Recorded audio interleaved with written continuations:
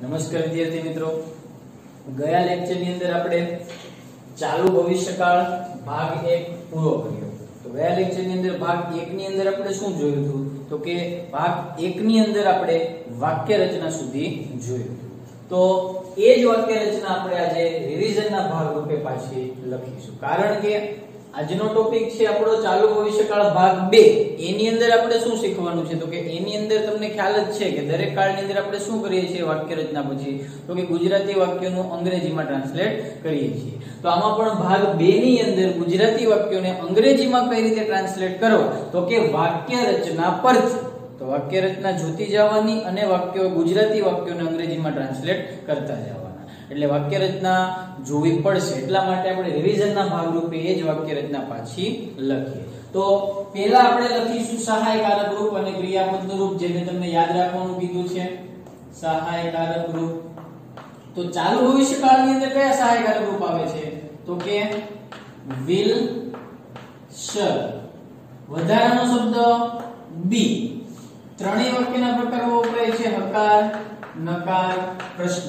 બી શું છે? તો કે વધારાનો શબ્દ, અને will shall એ શું છે? તો કે આપણા ચાલુ ભવિષ્યકાળના સહાયકારક રૂપ. પછી આવશે ક્રિયાપદનું રૂપ.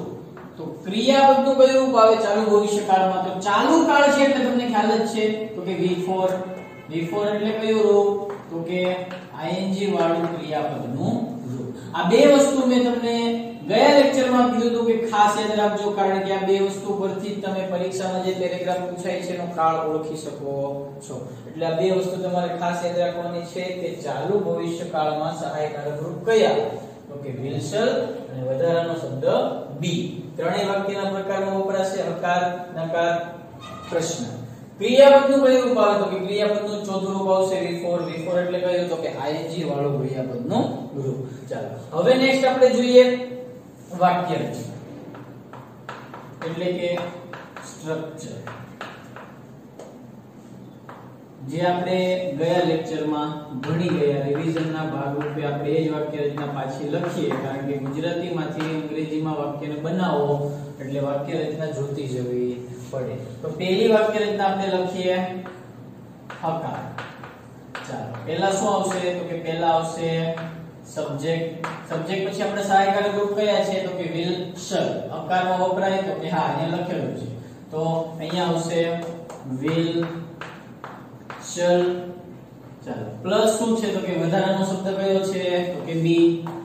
ચાલો be પ્લસ શું આવશે? તો કે V4. ક્રિયાપદનું ચોથું રૂપ. V4 પ્લસ તો કે object. object plus other words. other words માં બે વસ્તુ આવે દરેક કાળમાં આપણે લખીએ છીએ. કઈ બે વસ્તુ? તો કે સ્થાન અને સમય. ચલો નેક્સ્ટ આપણે બનાવીએ કઈ? તો કે નકાર. તમને ખ્યાલ જ છે નકાર કોના પરથી બને? હકાર પરથી. આવું દરેક કાળમાં આપણે શીખીએ છીએ કે નકાર વાક્ય રચના હકાર પરથી બનશે. શું કરવાનું નકારમાં? તો કે હકાર પરથી બને. શું ફેરફાર કરવાનો? તો કે આ જે સહાયકારક રૂપ છે will, shall, એના પછી વચ્ચે ખાલી નોટ મૂકી દેવાનો, બાકીનું બી થી બધું બેઠું. તો બનાવી આપણે. ચાલો પહેલા શું છે? સબ્જેક્ટ. તો અહીંયા લખી દઉં સબ્જેક્ટ. પછી સહાયકારક રૂપ કયા છે? will, shall. તો અહીંયા લખી દઉં will, shall. ચાલો સહાયકારક રૂપ આવી ગયા. સહાયકારક રૂપ પછી શું મૂકી દેવાનું? તો કે સહાયકારક રૂપ પછી મૂકી દેવાનું નોટ.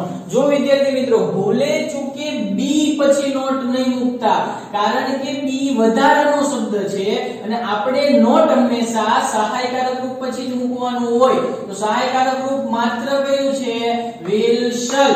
તો સહાયકારક રૂપ પછી જ નોટ આવવું જોઈએ, બી પછી નહીં. ઓકે ચાલો નોટ આવી ગયું will, shall પછી. હવે બી થી બધું બેઠું. તો શું આવશે? પહેલા B plus V4 plus object plus other words. Other words માં શું આવે? તો અહીંયા લખેલું છે સ્થાન અને સમય. ચાલો નેક્સ્ટ આપણે જોઈએ હવે પ્રશ્નાર્થની વાક્ય રચના. તો તમને ખ્યાલ જ છે પ્રશ્નાર્થ પણ કોના પરથી બને? તો કે હકાર પરથી. એમાં શું કરવાનું? તો તમને ખ્યાલ છે એમાં શું કરવાનું? તો કે એમાં આ જે સહાયકારક રૂપ છે, ફક્ત સહાયકારક રૂપ, વધારાનો શબ્દ નહીં, ફક્ત સહાયકારક રૂપ, એને ક્યાં લઈ લેવાના? આગળ.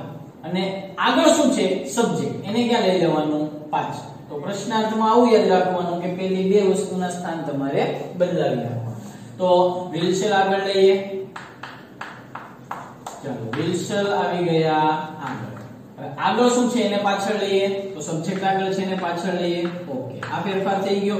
હવે જ્યાંથી બાકી છે ત્યાંથી બેઠ, તો ક્યાંથી બાકી છે બી, તો પ્લસ બી પ્લસ આવશે V4 plus object plus other words. Other words માં શું આવે તો કે સ્થાન અને સમય. અહીંયા પાછળ ક્વેશ્ચન માર્ક. ઓકે, તો આ બની ગઈ નકાર અને પ્રશ્નાર્થની વાક્ય રચના.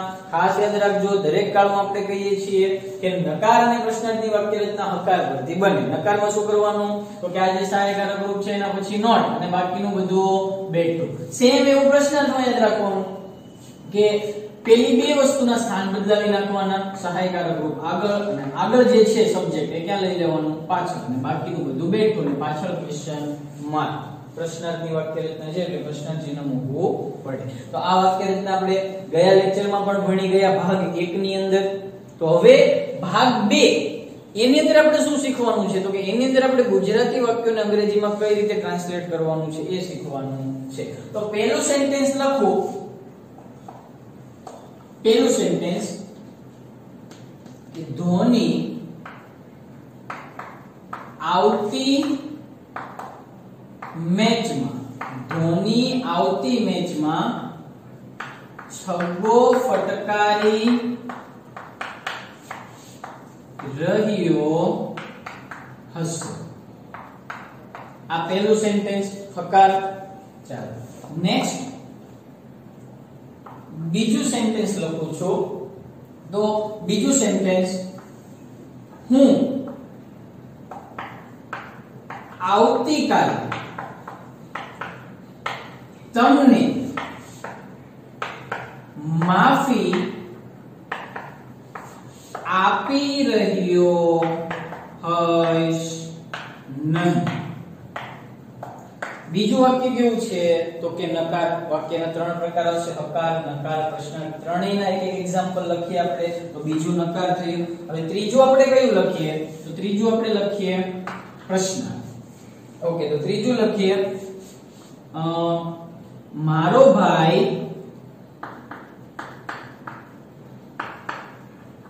આવતા વર્ષે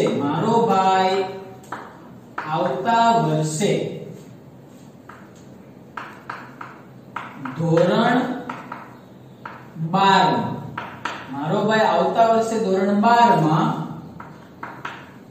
90% મેળવી રહ્યો હશે પ્રશ્નાર્થ ચિહ્ન. તો વાક્યના 3 પ્રકાર આવે, હકાર, નકાર, પ્રશ્નાર્થ. ત્રણેયનું એક એક એક્ઝામ્પલ આપણે લખેલું છે. તો હવે આ ગુજરાતી વાક્યને આપણે શેમાં તો કે અંગ્રેજીમાં ટ્રાન્સલેટ કરવાનું છે. ચારે ચાર આગળ જેટલા કાળ શીખી ગયા આપણે, આ આપણો છઠ્ઠો કાળ છે. તો આગળ 5 કાળ શીખી ગયા, એમાં પણ આપણે ગુજરાતી વાક્યોનું અંગ્રેજીમાં ટ્રાન્સલેટ કર્યું. પણ ગુજરાતીમાંથી અંગ્રેજીમાં વાક્યોને ટ્રાન્સલેટ કરો ત્યારે મેં તમને કીધું છે કે એક વસ્તુ ખાસ યાદ રાખવાની કે વાક્યોને અંગ્રેજીમાં ટ્રાન્સલેટ કરો ત્યારે વાક્ય રચના સ્ટેપ બાય સ્ટેપ જોતી જવાની, નકર તમારું વાક્ય ખોટું. ચાલો, તો પહેલું વાક્ય બનાવે ધોની આવતી મેચમાં છગ્ગો ફટકારી રહ્યો હશે. વાક્ય કેવું છે હકાર. તો હકારની વાક્ય રચના જુઓ સ્ટેપ બાય સ્ટેપ. ચાલો, પહેલા શું આવશે સબ્જેક્ટ. તો સબ્જેક્ટ એટલે કર્તા. તો ક્રિયાનો કરનાર કોણ છે આ વાક્યમાં તો કે ધોની. તો અહીંયા લખી દો ધોની. ચાલો નેક્સ્ટ આપણે જોઈએ will shall. યાદ કરો ભાગ 1 એની અંદર આપણે કીધું હતું કે આપણી પાસે સહાયકારક રૂપ 2 છે will અને shall. તો એમાં મેં તમને will યાદ રાખવાનું કીધું હતું, shall ભૂલી જવાનું કીધું. કેમ? કારણ કે shall ફક્ત I અને we સાથે જ લાગે, બીજા કોઈ સાથે shall લખતું નથી. જ્યારે will તો બધા સાથે લાગે, કોઈ પણ કર્તા હોય, કોઈ પણ સર્વનામ હોય એની સાથે will લાગે. એટલા માટે will જ યાદ રાખવાનું, shall યાદ રાખવાનું નહીં. અને બહુ યાદ રાખવાની ઈચ્છા હોય તો યાદ રાખવાનું કે shall ફક્ત I અને we સાથે જ લાગે, બાકી will તો બધા સાથે લાગે જ છે, એટલે will બધા સાથે લગાડી દેવાનું. તો અહીંયા પણ આપણે will મૂકી દઈએ. વાક્ય રચનામાં જોજો સ્ટેપ બાય સ્ટેપ જોવાનું છે. ચાલો will નો વારો પૂરો, એના પછી shall ભૂલી જવાનું, એના પછી શું છે તો કે be. તો અહીંયા લખી દો બી. ચાલો નેક્સ્ટ V4. V4 આવે એટલે શું જોવાનું? ક્રિયાપદ. જો નકારની વાક્ય રચનામાં પણ V4 છે, એમાં પણ V4 આવે એટલે ક્રિયાપદ જોવાનું. પ્રશ્નાર્થમાં પણ શું છે? V4. ટૂંકમાં V4 આવે એટલે શું જોવાનું? ક્રિયાપદ. કારણ કે V4 એ ક્રિયાપદના રૂપો છે. V1 V2 V3 V4.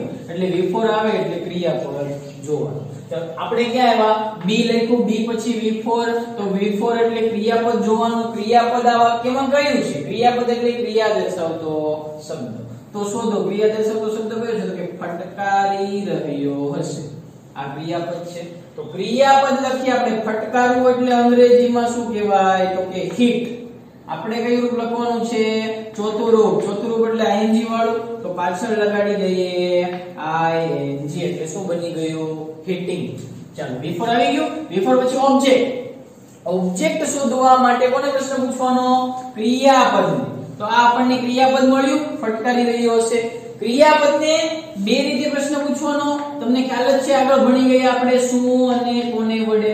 પ્રશ્ન પૂછો અને જવાબ મળે એને શું કહેવાય? ઓબ્જેક્ટ. ચાલો ફક્ત ક્રિયાપદને, આખા વાક્યને નહીં. તો પૂછો શું ફટકારી રહ્યો હશે? ફરીથી શું ફટકારી રહ્યો હશે? તો કે છગ્ગો.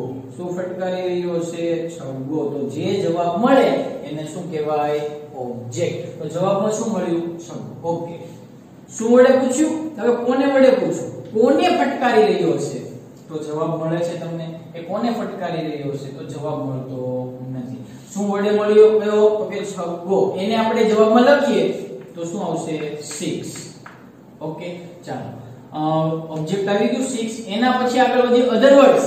અધર વર્ડ્સમાં બે વસ્તુ લેવાની, સ્થાન અને સમય. ચાલો તો જોઈએ. સ્થાન છે વાક્યમાં કે ધોની આવતી મેચમાં છગ્ગો ફટકારી રહ્યો હશે. સ્થાન નથી. સમય. તો સમય કયો છે? ક્યારે છગ્ગો ફટકારી રહ્યો છે? તો કે આવતી મેચમાં. તો આ છે આપણો સમય. તો માં એટલે કે અંદર. માં એટલે મધર એ નહીં. માં એટલે કે અંદર. કચરાની ડોલમાં એ કચરાની ડોલની અંદર. બંને એક જ થયું. એટલે માં એટલે અંદરની વાત કરે છે. એટલે શું આવશે? તો કે ઇન. ઓકે. ચાલો હવે આગળના શબ્દો આવી રીતે હોય. પ્રિપોઝિશન મૂકવા. આ ઇન છે શું છે? પ્રિપોઝિશન. આ ધોરણ 7 8 9 માં તમે ભણી. તો પ્રિપોઝિશન પહેલા લખવાનું. એટલે પાછળનો જે શબ્દ આવતો હોય ગુજરાતીમાં એ અંગ્રેજીમાં પહેલા લખવાનો. અને આગળનો જે શબ્દ છે એ ક્યાં લખવાનો? પાછળ. તો આગળનો શબ્દ પાછળનો શબ્દ પહેલા લખી દીધો ઇન. હવે આગળનો શબ્દ લખવાનો આવતી મેચ. આવતી મેચ એટલે નેક્સ્ટ મેચ. ઓકે. ચાલો આ સમય આવી ગયો. સમય પછી અહીંયા વાક્ય રચનામાં કઈ છે? નહીં. વાક્ય રચના પૂરી. તો અહીંયા વાક્ય પણ પૂરું. વાક્યમાં કશું બાકી રહેતું નથી. તો વાક્ય શું બન્યું? કે Dhoni will be hitting 6 in next match. વાક્ય પૂરું. ચાલો બીજું વાક્ય જોઈએ. હું આવતીકાલે તમને માફી આપી રહ્યો હોઈશ નહીં. વાક્યનો પ્રકાર કેવો? તો કે નકાર. તો કઈ વાક્ય રચના જોવાની? નકારની વાક્ય રચના જોવાની. ચાલો સ્ટેપ બાય સ્ટેપ જેમ ઉપર આપણે જોયું એમ. પહેલા શું આવશે? સબ્જેક્ટ. તો સબ્જેક્ટ કોણ છે? તો કે હું. હું એટલે I. ચાલો નેક્સ્ટ will shall. આમાંથી શું યાદ રાખવાનું? મેં કીધું તમને shall ભૂલી જવાનું. શું યાદ રાખવાનું? will. તો અહીંયા લખી દઉં will. ચાલો નેક્સ્ટ જોઈએ આપણે not. વાક્ય રચનામાં સ્ટેપ બાય સ્ટેપ જોવાનું તો જ વાક્ય સાચું બનશે. not પછી શું છે? be. ચાલો be પછી શું છે? V4. V4 એટલે શું જોવાનું? ક્રિયાપદ. ચાલો ક્રિયાપદ કયું છે? તો ક્રિયાપદ છે માફી આપી રહ્યો હોઈશ નહીં. નહીં નું તો અહીંયા નોટ આવી ગયું. તો વધ્યું શું? માફી આપી રહ્યો હોઈશ. આ ક્રિયાપદ છે. માફી આપવી એ શું છે? ક્રિયાપદ. તો એ માફી આપવી એને અંગ્રેજીમાં શું કહેવાય? તો અંગ્રેજીમાં એને કહેવાય forgive. શું કહેવાય? forgive. forgive એટલે કોઈને માફી આપવી. ચાલો V4 આપણે કયું? આ V1 છે. આપણે કયું લખવાનું? V4. V4 એટલે કેવું? ing વાળું. તો અહીંયા ing લગાડીએ. આગળ મેં તમને એક લેક્ચરમાં કીધું હતું કે જો ક્રિયાપદની પાછળ ing લગાડવાનું થાય અને ક્રિયાપદનો છેલ્લો અક્ષર e હોય તો e કાઢી નાખવાનું અને પછી તમારે શું લગાડવાનું? ing. એટલે શું બની ગયું? forgiving. ચલો V4 આવી ગયું. V4 પછી આગળ વધીએ સ્ટેપ બાય સ્ટેપ. તો શું આવે? ઓબ્જેક્ટ. ઓબ્જેક્ટ શોધવા માટે ક્રિયાપદને પ્રશ્ન પૂછવાનો. આ ક્રિયાપદ છે આપણું. કેટલી રીતે પ્રશ્ન પૂછવાનો? તો કે બે રીતે, શું અને કોને. તો પહેલા શું વડે પૂછો? ક્રિયાપદ. શું માફી આપી રહ્યો હશે નહીં? તો મળે છે જવાબ નહીં. કોને વડે પૂછો? કોને માફી આપી રહ્યો હશે નહીં? કોને માફી આપી રહ્યો હશે નહીં? તો કે તમને. જવાબ મળે છે. જે જવાબ મળે એને શું કહેવાય? ઓબ્જેક્ટ. ને આપણે લખવાનું શું છે? ઓબ્જેક્ટ જ લખવાનું છે. તો ઓબ્જેક્ટ કયું મળ્યું? તમને. અહીંયા પણ પ્રિપોઝિશન છે. જે માં હતું તો પાછળનો શબ્દ આગળ લખ્યો ઇન, એવી જ રીતે અહીંયા પણ પાછળનો શબ્દ કયો છે? ને. તો એ આગળ લખવાનો. ટૂંકમાં પાછળનો શબ્દ આગળ લખવાનો, આગળનો શબ્દ પાછળ લખવાનો. તો ને એટલે ટુ, પાછળનો શબ્દ આવી ગયો, આગળનો શબ્દ તમ. એટલે ખાલી તમ નહીં, તમને જ ગણવાનું. તમને એટલે યુ. ઓકે, ઓબ્જેક્ટ આવી ગયું. ઓબ્જેક્ટ પછી શું આવશે? અધર વર્ડ્સ. અધર વર્ડ્સ માં અહીંયા લખેલું છે શું આવે? સ્થાન ને સમય. તો કેવું સ્થાન છે કે હું આવતીકાલે તમને માફી આપી રહ્યો હશે નહીં, સ્થાન નથી. હવે શું જોવાનું? સમય. સમય છે ક્યારે માફી આપી રહ્યો હશે નહીં? તો કે આવતીકાલે. તો આ શું છે? સમય. આવતીકાલે એટલે ભાગ 1 ની અંદર આપણે યુઝિંગ વર્ડ્સ જોયા. યુઝિંગ વર્ડ્સ એટલે ઉપયોગી શબ્દ. એમાં લખેલો છે આ શબ્દ આવતીકાલે એટલે શું થાય? તો કે ટુમોરો.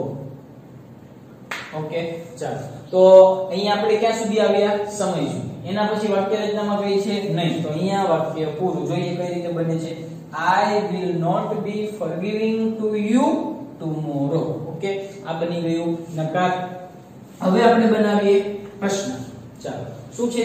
મારો ભાઈ આવતા વર્ષે ધોરણ 12 માં 90% મેળવી રહ્યો હશે. પ્રશ્નાર્થ વાક્ય છે.